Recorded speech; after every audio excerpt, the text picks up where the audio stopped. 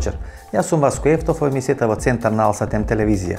Вие сте на вистинското место, почитувани гледачи, бидејќи во наредните 50 на минути и вие и јас имаме право да знаеме вистината. Тема за вечерва: како србите го изгубија Косово, или 16 години, или точно 16 години се прават на денешен ден од тоа НАТО бомбардирање на тогашна СР Југославија.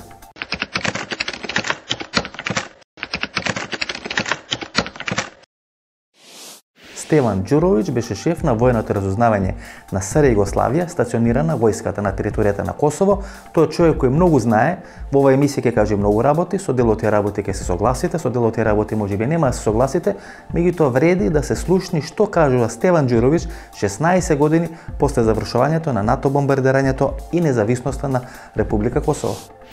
Вие бевте шеф на тоа војно разузнавање или на војното контрразузнавање во текот на таа војна на Косово 99 година. Jeste upravo to. Pre toga sam radio više godina na prostoru Kosova i Metohije i od faktički 90. godine sam pratio sva ona zbivanja koja su kulminirala 98. na 99. godinu. Има една пикантност која вели дека всушност тоа НАТО бомбардирање на Косово, кое се случи пролета 99 година, требало да се случи половина година порано или претходно некаде септември, октомври 98 година, и дека од одредени причини не биле подготвени, немале детални информации, немале добри карти, немале добри сугестии и така натаму, оперативни податоци, тоа бомбардирање е пролонгирано за 6 месеци подоцна. Дали се тоа точни податоци? Tačni su podaci. Oni gledalci koji su i ljudi koji su upoznati kako se to desilo, sjetit će se detalja kada je u Juniku Holbruk došao i posetio terorističku organizaciju. To je 98. godine, to je bilo septembra meseca. To je snimka gde on sa njima, sa trojicom njima koji su bili u Juniku, to je taj snimak. Таа снимка правите вие како војно разузнавање или самите албанци, не знам, припадниците на американските служби? To smo mi došli do tih podataka, do tog snimaka i znalo se da je Holbruk došao i da je došao tamo, jer su njemu Albanci tvrdili da oni su vojno organizovani u toj meri da mogu da uz pomoć njihovu iz vazduha da mogu da odrade sve što je bilo zaplanirano. Kopnena, znači? Da, vojna intervencija. Дека албанците се пешадиски спремни da podrže dejstvo iz avijacije sa neba. Pošto je Holbruk u razgovoru sa Miloševićem rekao to, da Albanci na prostoru Kosova i Metohije su toliko oružano ojačali da ne postoji mogućnost da snage bezbednosti Jugoslavije, tada Jugoslavije, mogu da im se suprostave, onda je kao probni događaj provere tog podatka izabrano mesto Kijevo. To je na putu iz pravca Peći kad se ide prema Prištini, koje je navodno sa nekih 7 pojaseva odbrane najbolje utvrđeno. Onda su snage bezbednosti Jugoslavije, pre svega MUP-a, podržane vojskom, u akciji koja je trajala ne više od 3 sata, svih 7 pojaseve odbrane probile i kad su dali do znanja Amerikancima da OVK, UČK, kako ih oni zovu, nisu u stanju da mogu bilo šta da urade na kopnenoj, na zemlji, onda su Amerikanci odustali od već planiranog napada iz vazduha koji je trebao da se desi u drugoj polovini septembra meseca. Сигурно. Кој го прави тоа пробно или таа пробна акција во Киево?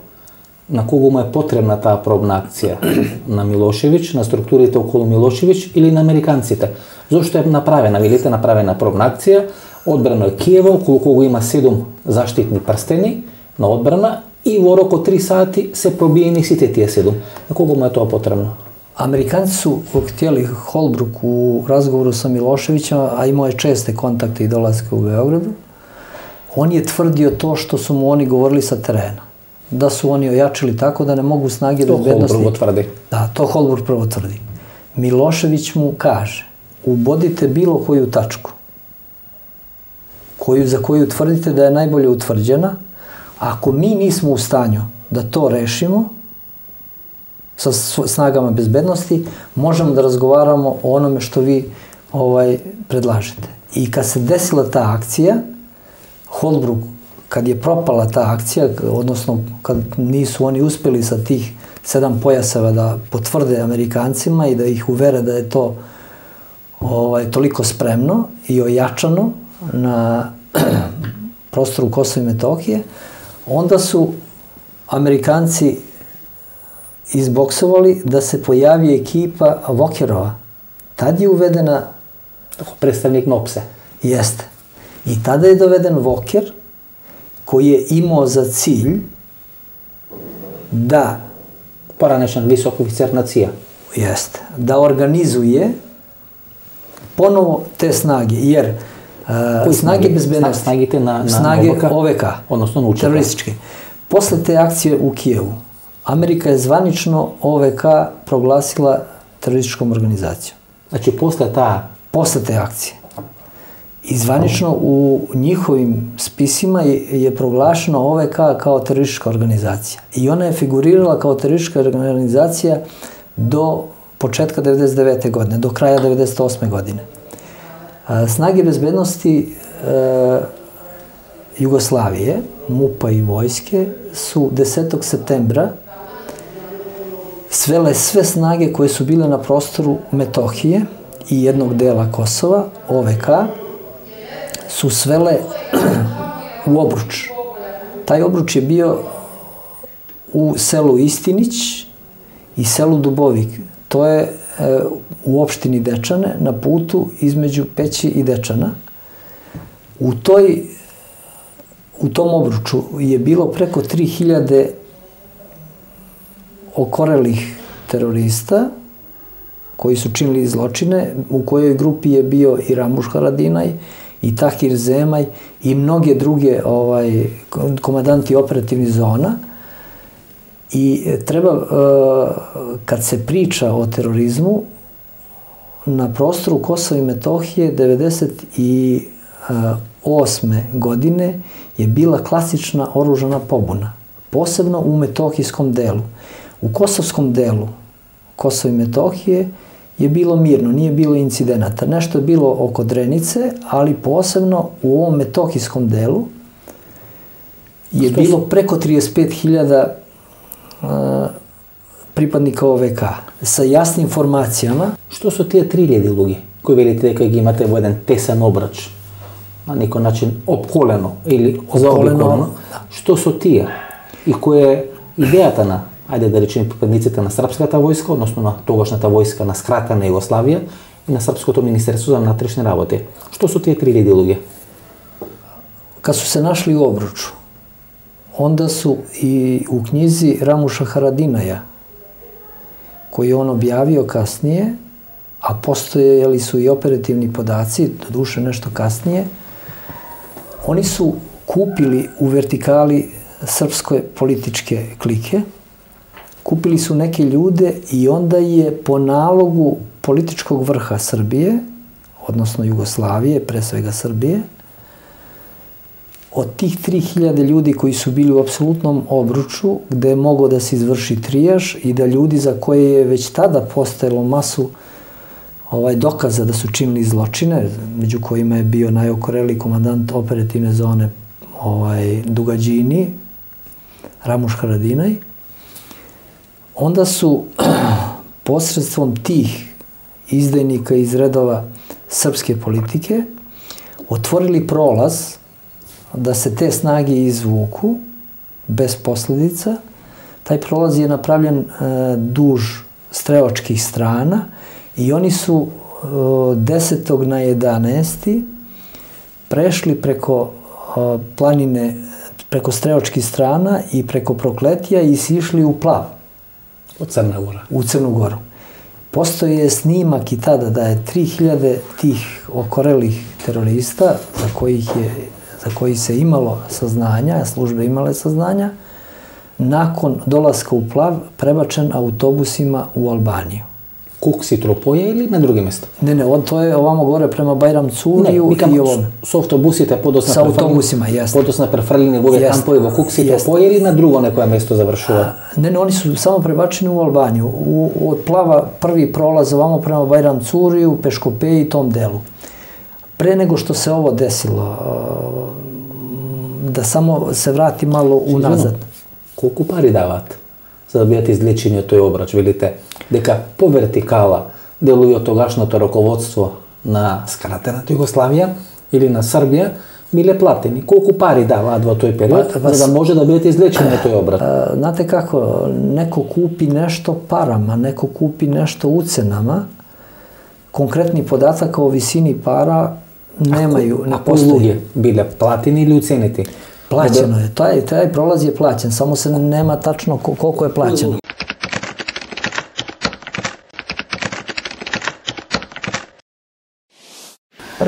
Првичните учества на македонци, односно на албанци од Република Македонија во конфликтот на Косово, кој подоцна се прелива 2001 година, се забележени таа година. Имавте ли тогаш оперативни сознанија колку е бројот на албанци од Република Македонија кои учествувале во тие војни, во структурите на УЧК на Косово, бидејќи многумина и многу анализи кои подоцна 2001 година се правени велат дека командниот кадар кој таа 2001 година беше начело на УЧК во најголем дел беше трениран и беше дел од структурите на УЧК и во таа војна 99 година на Косово.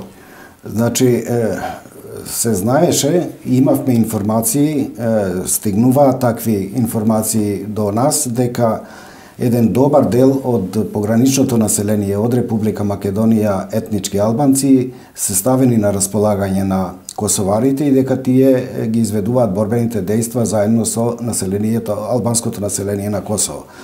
Ние точни податоци за колкав број немавме, но беа присутни информациите дека тие постојано преоѓаат од една страна на друга, се враќаат назад и така натаму. Па имавме и, ако се сеќавате, еден трагичен случај кога наш војник погина во непосредна близина на Блаце, граничар, при таквото преселување на вооружените структури на припадниците на тогашната ОВК од Република Македонија на Косово и назад.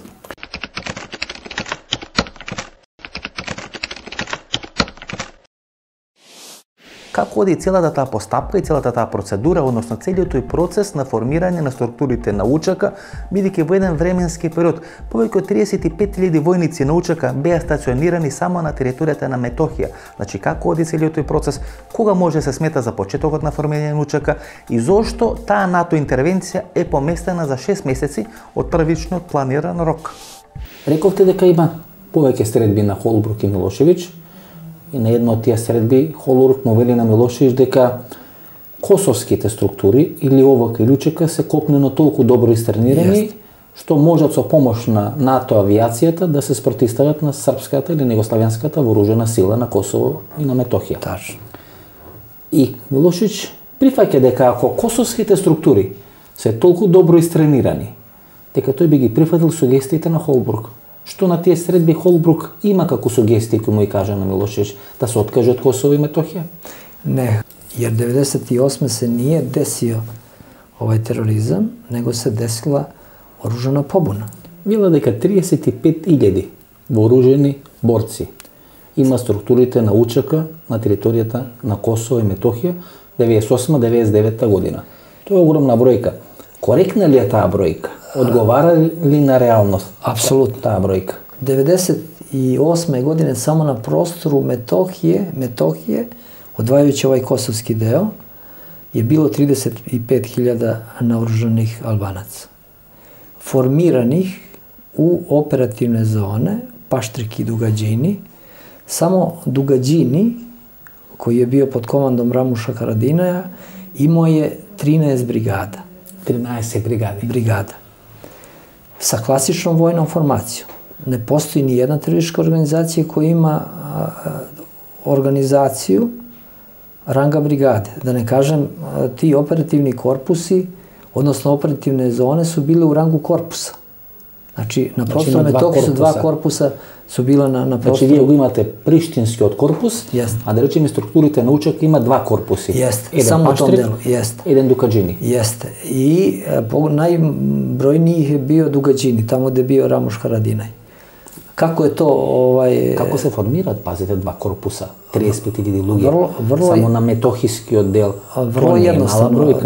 Dugo je trajala priprema da se dođe do toga. Koliko dugo? 1991. godine je DSK Rugovin počeo sa pripremom, pošto je izašao iz struktura vlasti, počeo je sa regrutovanjem i pripremom kadra koji se kasnije pojavio kao rukovodeći kadar 1998. godine.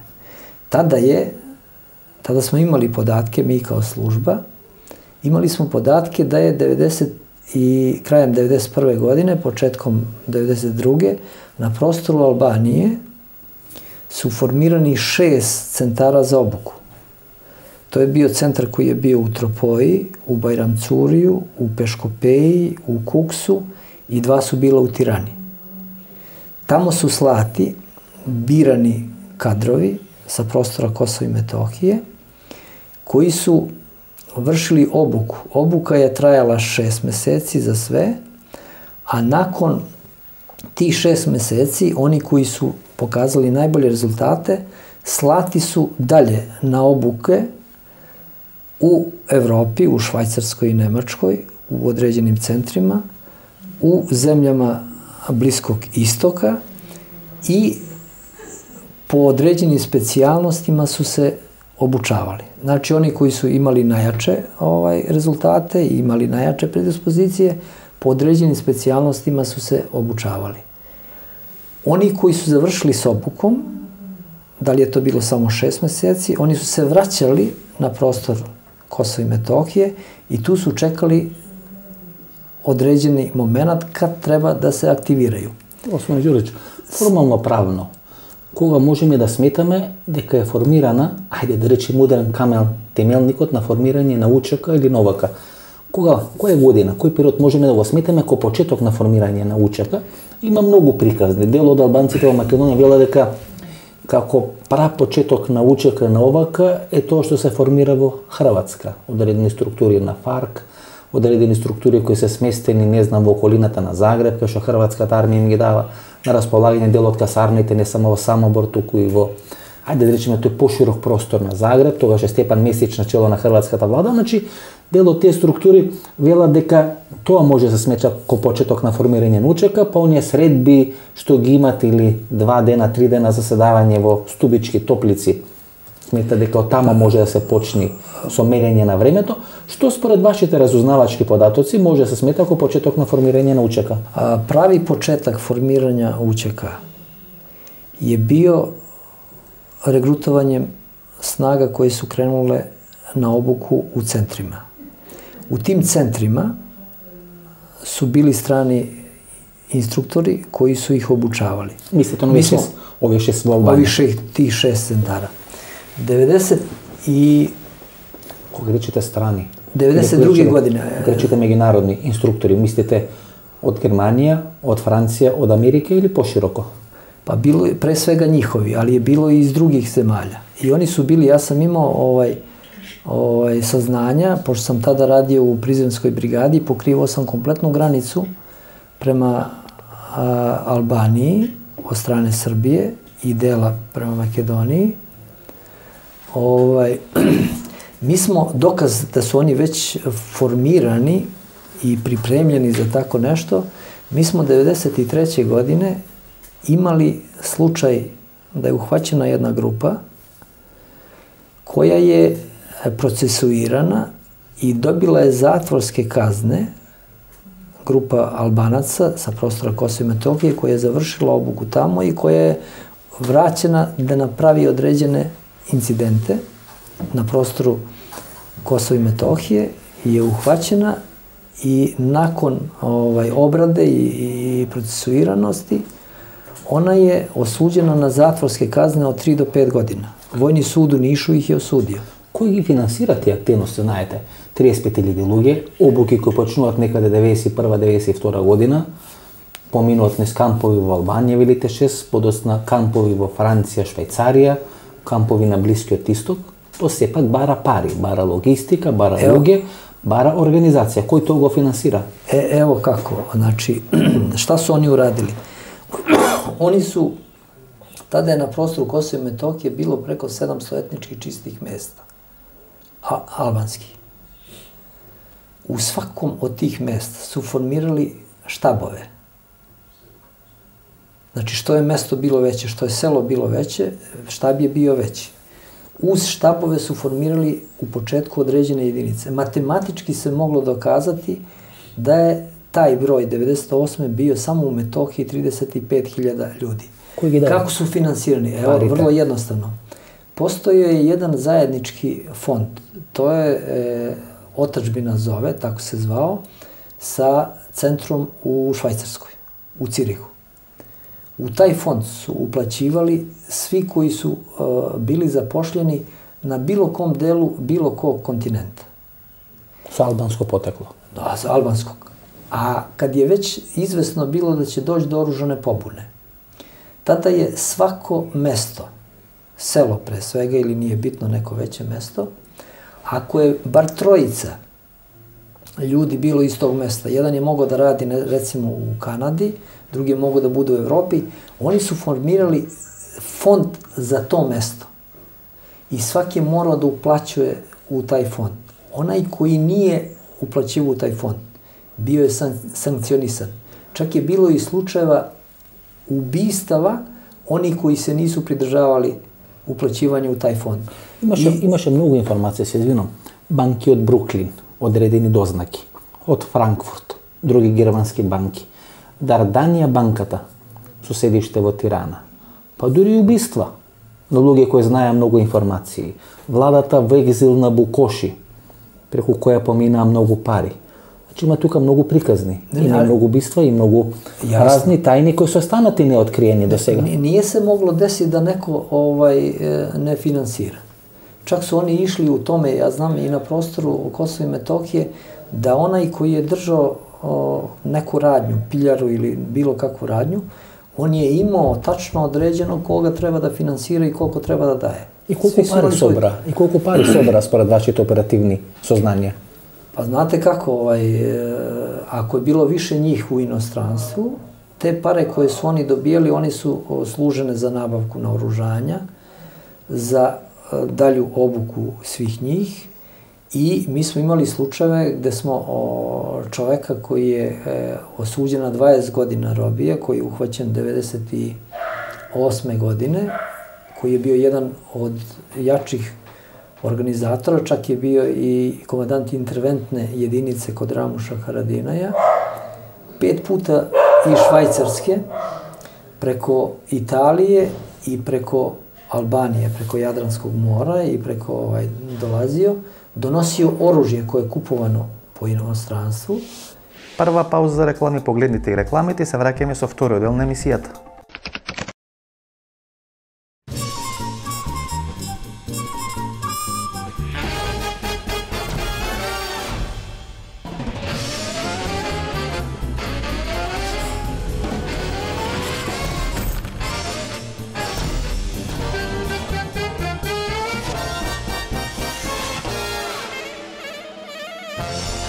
Блокмакс – ефикасен при различни типови болка.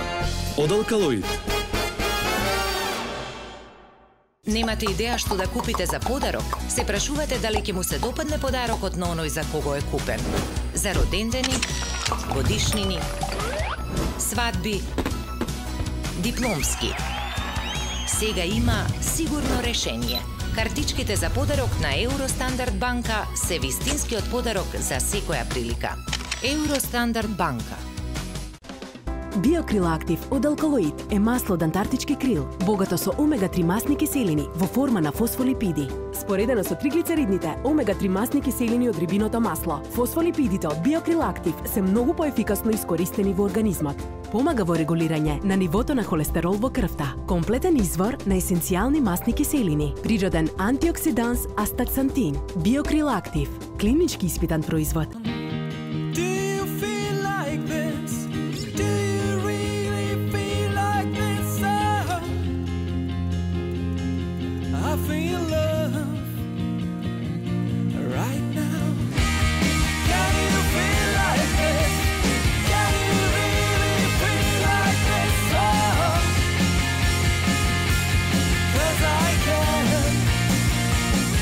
Zinaico German Lemonade.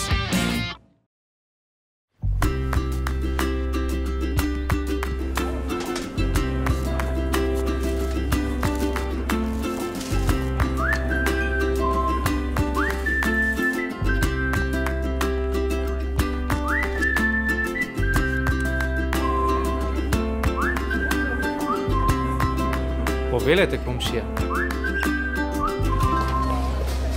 Повелете, комшија. Благодарам. Молам.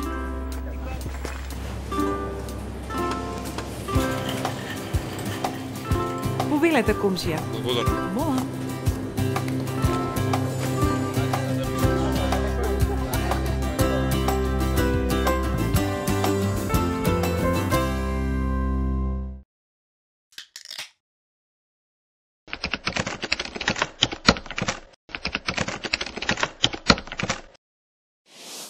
Бидејќи сите анализи одеа во правец дека почетокот на распад на поранешна СФР Југославија ќе почне на територијата на Косово, тоа не се случи. Тука се поставува клучно прашањето зошто Ибрахим Ругова тамо некаде 1991 година не прифати војниот конфликт за растурање на СФР Југославија да почне на територијата на Косово. Значи Ругова таа 1991 година не прифаќа да дигне одредени или да направи одредени немири на територијата на Косово, кои би трале 15 дена, а подоцна би следала интервенција на меѓународната заедница. Значи таа 1991 година Ругова не го прифаќа. Не може да прихвати. Зошто? Па не може затоа што су веќе разоружени.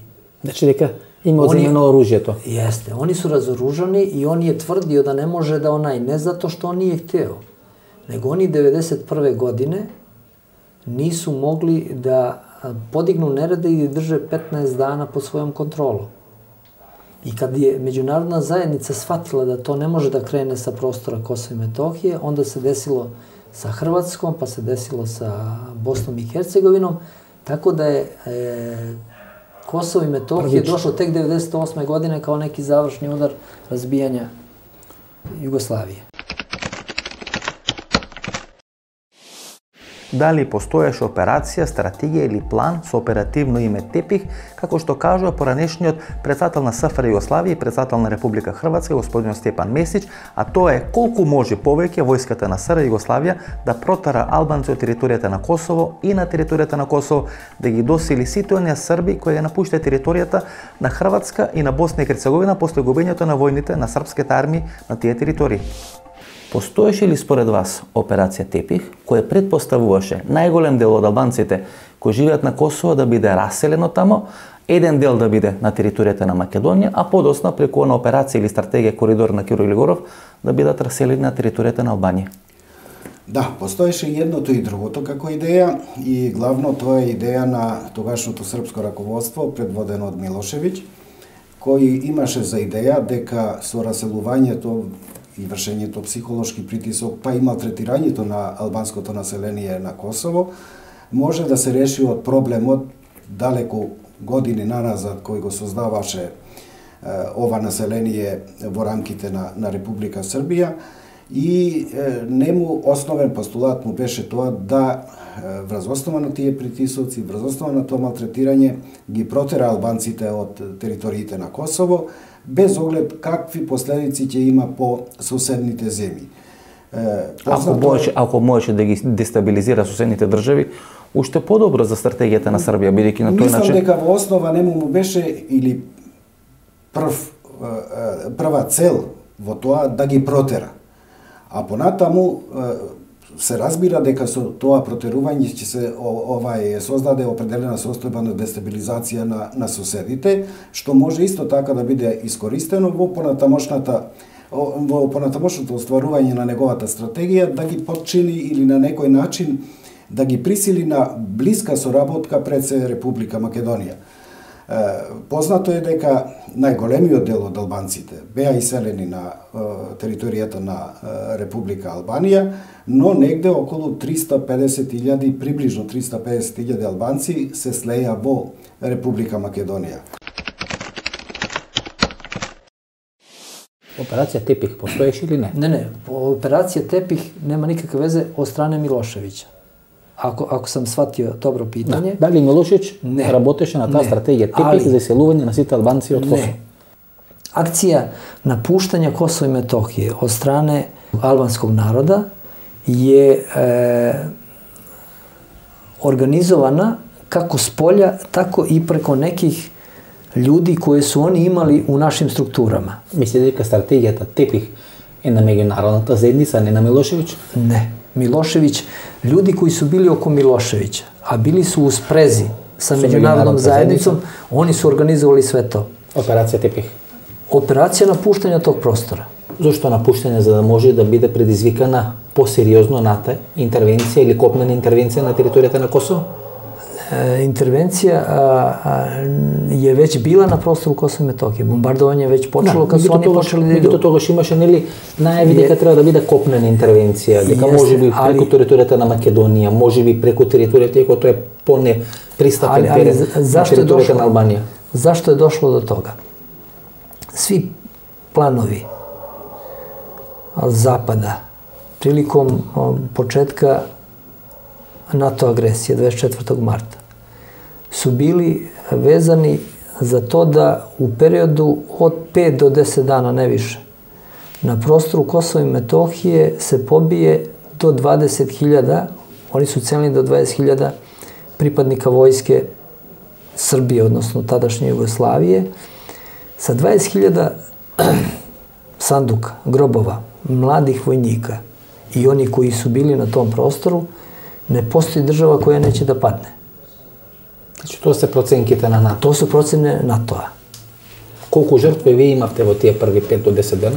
Kada NATO-u nije uspelo, a Voker je sa svojom misijom išao, uradio kodirane karte i locirao sve moguće vojne ciljeve. Govorим за Вокер, нели кој на почетокот кажаме, поранешен висок офицер на ЦИА и представник на ОПСЕ, кој доаѓа после оние неуспешни средби помеѓу Милошевиќ и Холбрук.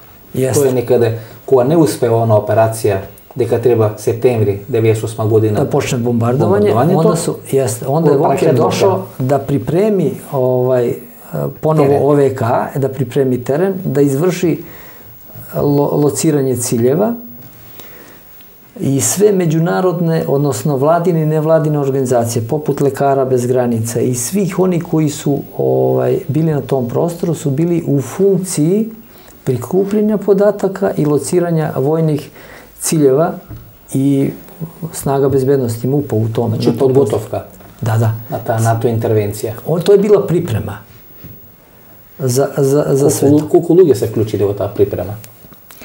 Pa u tu pripremu su, pored misije OEPS-a koja je bila vođena od strane Vokera, u pripremu je uključen Američki informacioni centar koji je formiran, koji se u Prištini 1992. godine formirao i bio tu.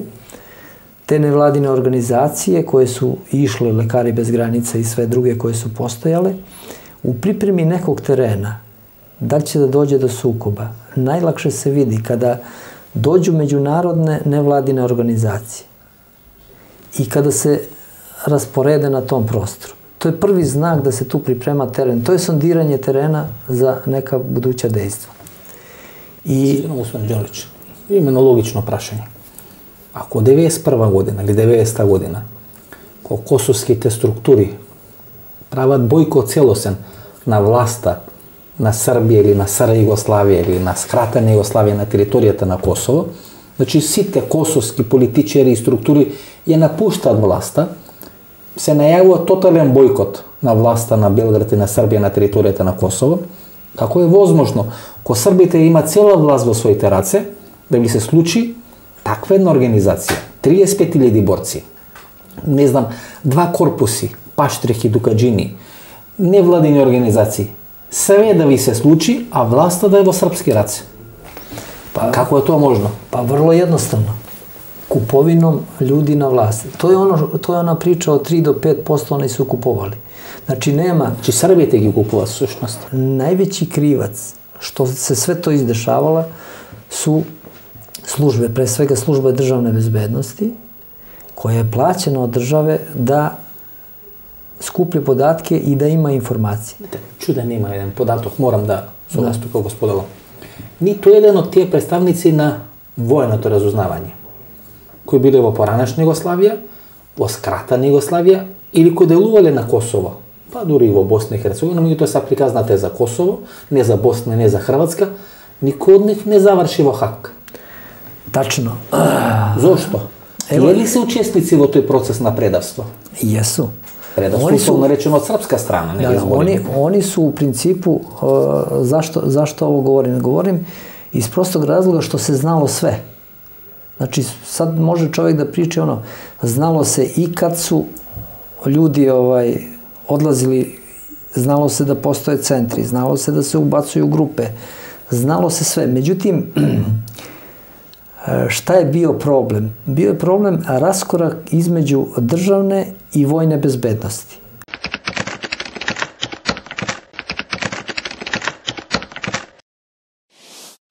Јас и во претходната емисија, почитувани гледачи, говорев за улогата на ОПСЕ и дека тоа што кажа структурите на ОПСЕ секојаш има одредена специфична политичка и безбедносна тежина. Во конкретниот случај станува збор за господинот Вокер и целата таа операција поврзана со случувањата во Рачак, која се смета како почеток на таа НАТО интервенција на територијата на СР Југославија. Каква е операцијата на Вокер и која е улогата на Вокер во целата таа ситуација? Во оној период кога Србија го протерува Вокер како офицер на ЦИА и како представник на ОПСЕ, велат дека тој доаѓа на територија на Македонија и дека од Скопје всушност е центарот преку која се спроведа целата таа операција. На пикирање објекти, на лоцирање, на давање информации, на организација на структури на УЧК, на ОВК, на барање погодни места кај што може да бидат бомбардирани со таа НАТО интервенција и така натаму. Дали центарот после бркањето на Вокер од Косово е во Скопје?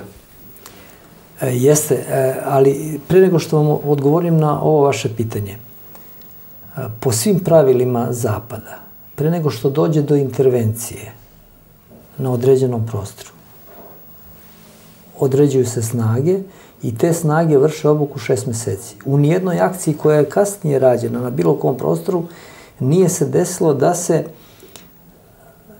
pre 6 meseci izvrši intervencija na neki deo teritorije ili na neku zemlju. Mi ovdje imamo Račak koji se desio 15. januara, koji je trebao da bude samo povod. Ono masovno ubistvo je Jeste, onih 80 ubijenih. Ali šta se desilo? Sve je to bila sprega onoga što je bila stvar izdaje. Snage MUP-a su odradile čišćenje Račka. I umesto, s obzirom da je Vokor već bio na prostoru Kosova i Metohije, umesto da on bude pozvan i sačekan da dođe da se uveri da su to uradile snage bezbednosti, one se povlače. I ostaje 3 dana. 3. dan se on pojavljuje, umeđu vremenu se donose leševi, skida se od nekih koji su već bili tu ubijeni kao legalni pripadnici terorističke organizacije, oblače se u civile, čak je na uviđaju koji se desio tamo, bilo i onih čije smrt nije ustanovljena da se desila tada. Bilo je tu i onih poginulih na nekim drugim pravcima pre nego što se izverila ta akcija. I forenzičar koja je bila, ona ženska iz Danske, je negirala to.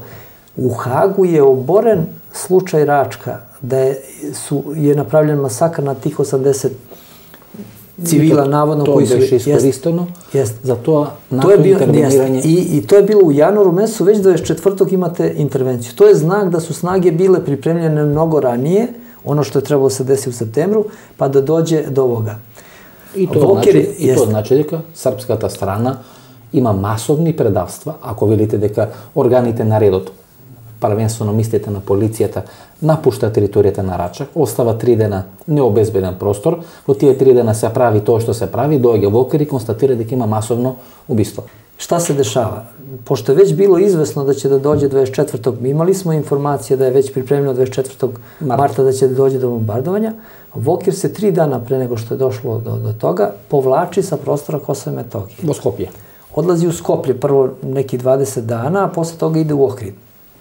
S obzirom da su kod njega sve kodirane karte Kosova i Metohije i da on indirektno raspolaže sa svim ciljima koji treba da se gađu.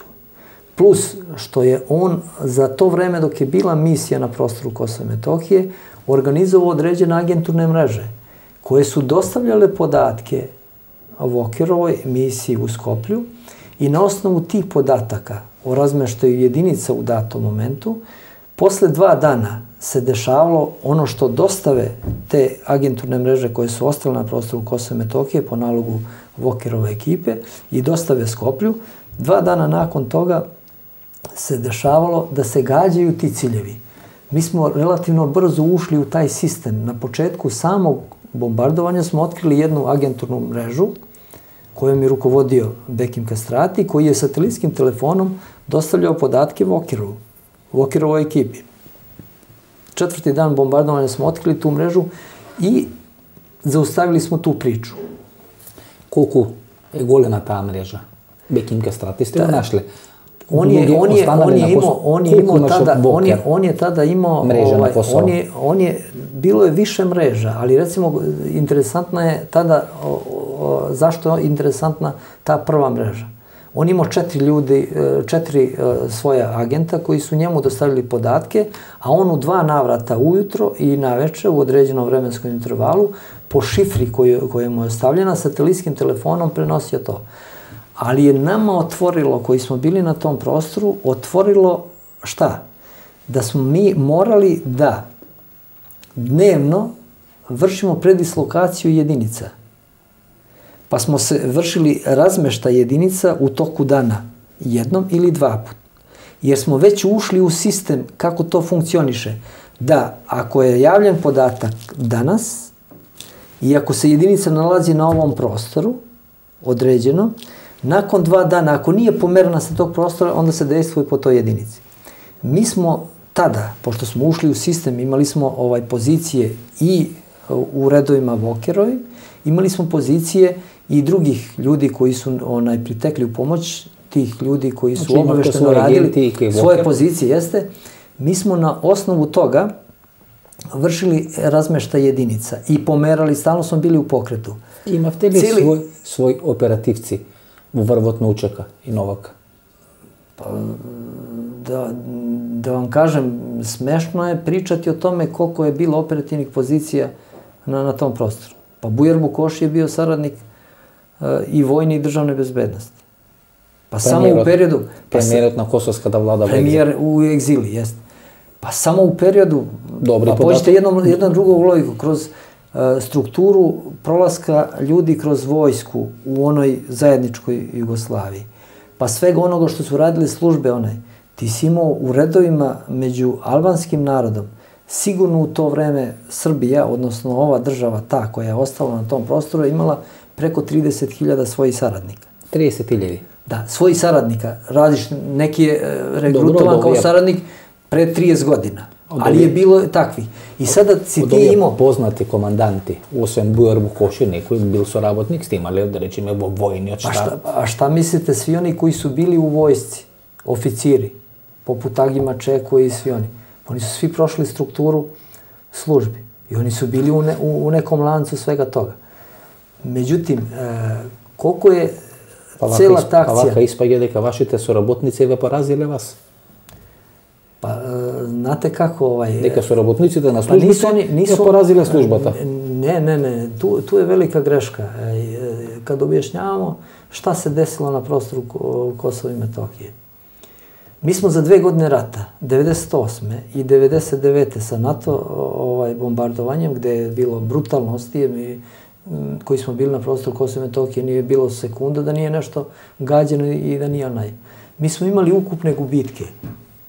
600 pripadnika vojske. Iako najmnogo bombi sa osiromašenim uranijom se na Kosovo farleni. Nevo Srbija, nevo Bosna, tuku na Kosovo. I to na potezu između Prizrena i Peći, duž granice. Mi sada imamo informacije i postoje saznanja da je samo na prostoru Kosova i Metohije negde oko 50.000 Albanaca obolelo od najtežih bolesti. Poznati su i vašim gledalcima i vama da je veliki broj italijanskih vojnika koji su bili locirani na prostoru Metohije i Dečana, pogotovo taj deo, da se obolelo. Čak postoje i krivične prijave koje su oni podneli protiv NATO-a zbog tog osiromašenog uranijuma. Sa procenom da će se na prostoru Kosova i Metohije za vrlo kratko vreme, za nekih narednih 10 godina, preko 300.000 ljudi da oboli od najtežih bolesti. Mi sad imamo saznanje i informacije da se tamo rađaju djeca sa deformitetima.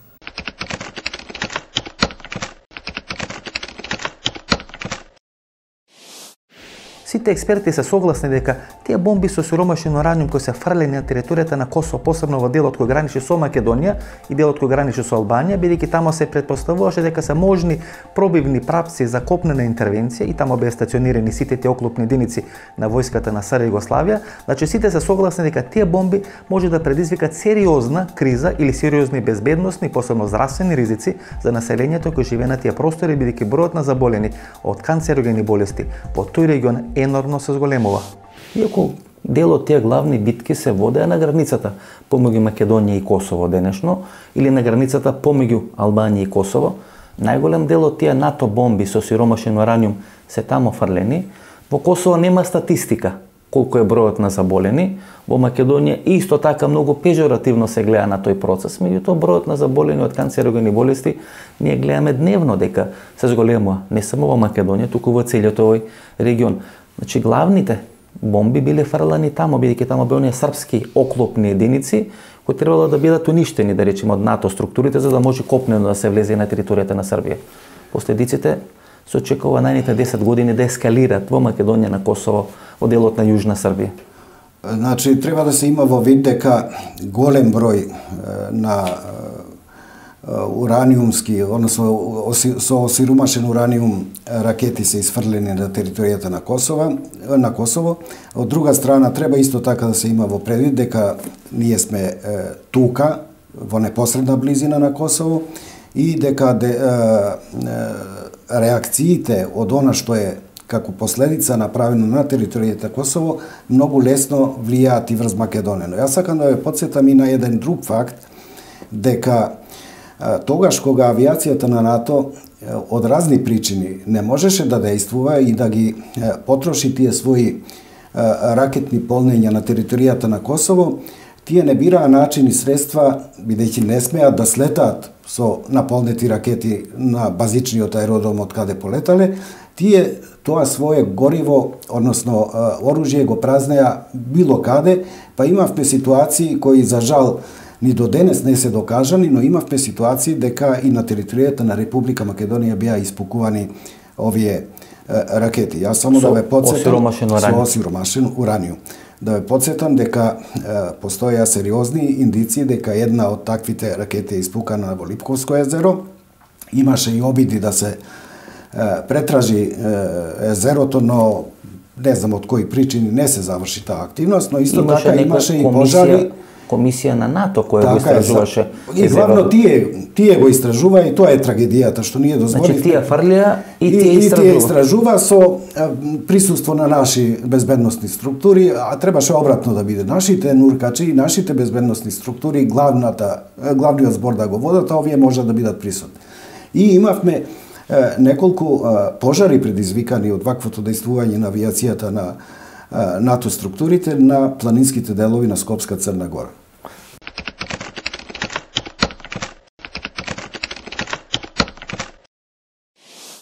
Ајде да видиме некои пикантерии околу убиството или екзекуцијата од страна на специјалните единици на Српската република и на СР Југославија врз тогашниот најпознат и највлијателен командант на структурите на УЧК, тој командантот Јашари. Значи како загинува командантот Јашари? Значи да не беше бомбардирањето во Белград и по големите градови на Србија, вие доле на Косово можете да издржите i ponatamo. Mi smo imali takve snage da smo mogli da je bilo odluke u bilo kom pravcu da odemo bez ikakvih problema.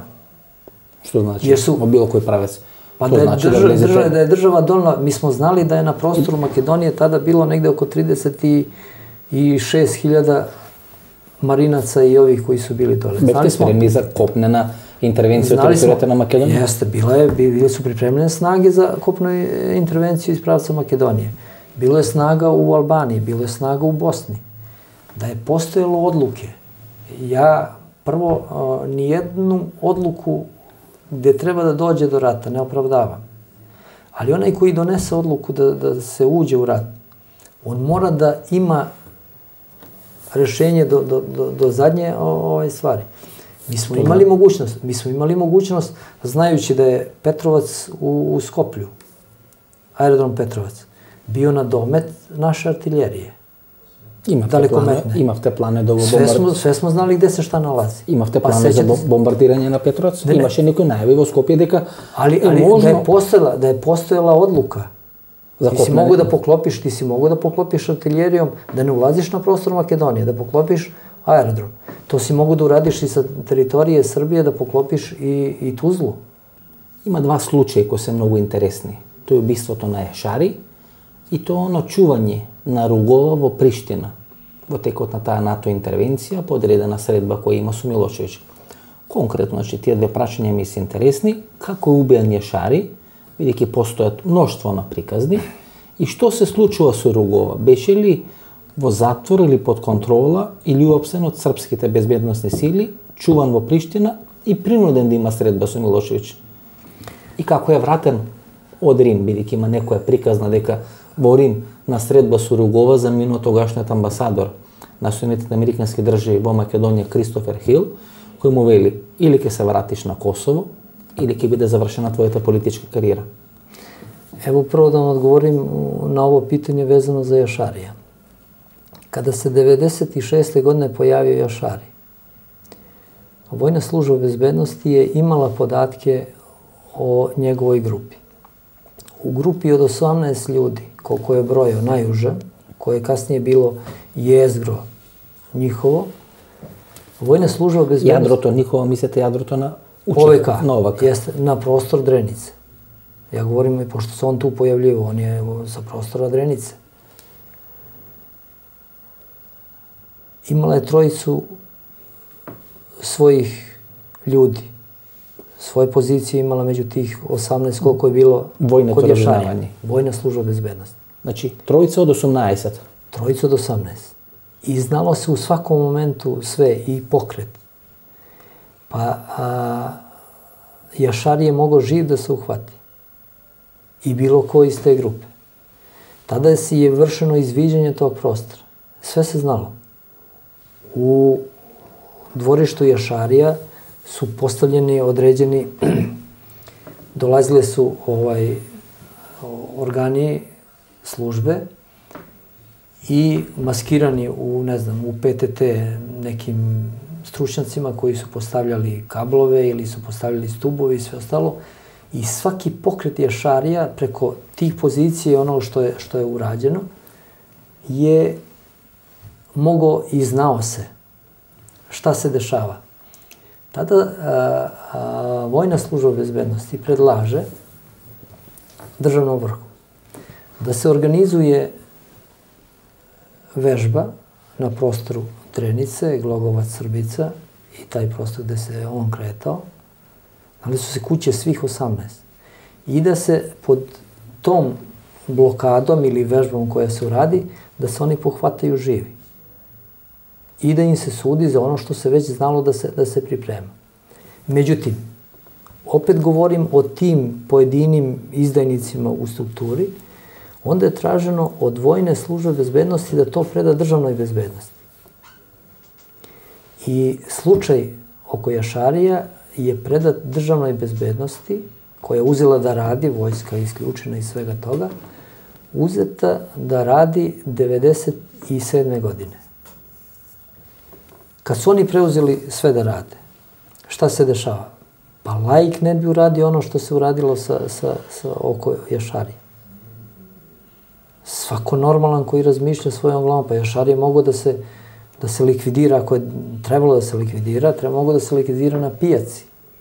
Mogu da se likvidira u nekom drugom pravcu. Ima tehnike koliko god hoćete, nije trebalo tako da se uradi. Brutalnost koju su pokazale snage tada i ono što su oni sami iscenirali, jer dobar deo članova porodice je stradao zbog toga što je jašari i oni oko jašarija što su uradili. Nije samo od snaga MUP-a koji su tada radili tu akciju. Ali je trebalo poslati poruku svetu da snage bezbednosti Srbije čine takvu brutalnost na koju mora da reaguje svet. I kako je de facto egzekutiran Jašari? Mnogo mina koji učestvovao ta akcija vela дека во еден момент тој дури се преоблака и сака да се маскира како жена, како була и да го напушти објектот, односно да се спаси. Меѓутоа сепак на крај е екзекутиран од овие српски структури, полициски структури кои видите дека премногу аматерски, па дури намерно, па дури свесно предизвикот еден таков масакар, не само на Jašari, туку и на тие цивилни жртви во неговото обкружение, како би можело да биде тоа искористено за подоснежната акција на НАТО интервенцијата, бидејќи тоа веќе 97-98 година се знае дека ќе дојде одредена интервенција на Косово и дека тоа е искористено за тоа. Меѓутоа конкретно како е екзекутиран или убиен Jašari, дали има точност во таа приказна дека се обидел да се маскира и маскиран како була да го напушти местото кај што е всушност кај што се всушност припадниците на српската полиција. Tačno je da je pokušao da se izvuče maskiranjem. Ali s obzirom da je došlo do opšte pucnjave, da je došlo do opšteg stradanja, da je već je palo mnogo šta, u jednoj zaista neprimerenoj i nijednoj normalnoj jedinici ili službi takav vid akcije ne ide na čast. Masakar. Masakar, da. Ispada na kraju da je masakar. Иако можевте, како што велите, да го екзекутирате кога сакате и како сакате. Дури жив да го фати. Svi su, oni mogu živ 100 puta da se uhvati. Pre nego što je došlo do te akcije. Oni mogu da se ubije i likvidira da niko ne strada oko njega. Jer se on kretao. Znalo se i kad se išao, on je često išao i na motor, išao je na pijacu, išao je svud se znalo i gde se kretao i sve. Znači na 1000 mesta si mogu da ga likvidiraš bez tih posljedica. Međutim, trebalo je stvoriti neki efekat koji je kasnije izazvao reakciju međunarodne zajednice. Тука некаде е крајот на нашата вечерашна емисија. Останете со нас, погледнете ги рекламите и се враќаме да одјавиме емисијата.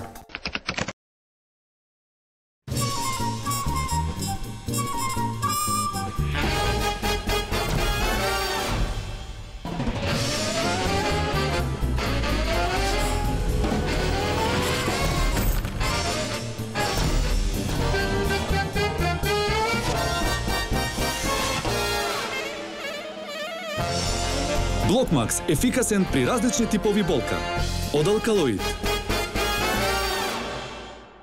Немате идеја што да купите за подарок? Се прашувате дали ќе му се допадне подарокот на оној за кого е купен. За родендени, годишнини, свадби, дипломски. Сега има сигурно решение. Картичките за подарок на Евростандард банка се вистинскиот подарок за секоја прилика. Евростандард банка.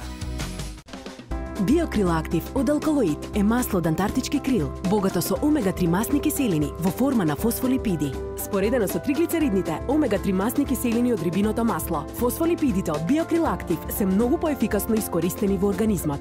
Помага во регулирање на нивото на холестерол во крвта, комплетен извор на есенцијални масни киселини, природен антиоксиданс астаксантин. Биокрил Актив, клинички испитан производ. Изворска во нова екоамбалажа. Сега со подобро сочувана свежина. Драстично намален пластичен отпад и лесно рециклирачка за секој корисник. Од природата за природата. Изворска од Кожувчанка.